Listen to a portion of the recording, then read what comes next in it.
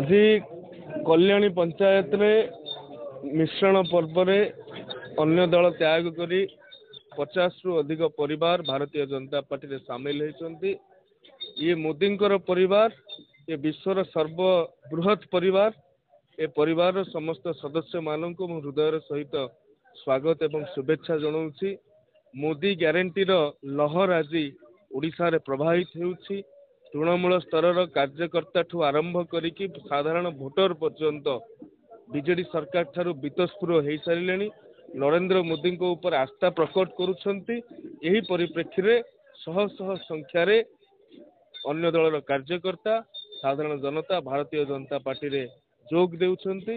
आज धामनगर निर्वाचन मंडली कल्याणी पंचायत रे ये कार्यक्रम होइछि। निश्चित भाव में तृणमूल स्तर में आम जी सुदृढ़ थिलु ताठू अधिक सुदृढ़ और सशक्त हबु, एथिरे कौन संदेह नहीं। धन्यवाद।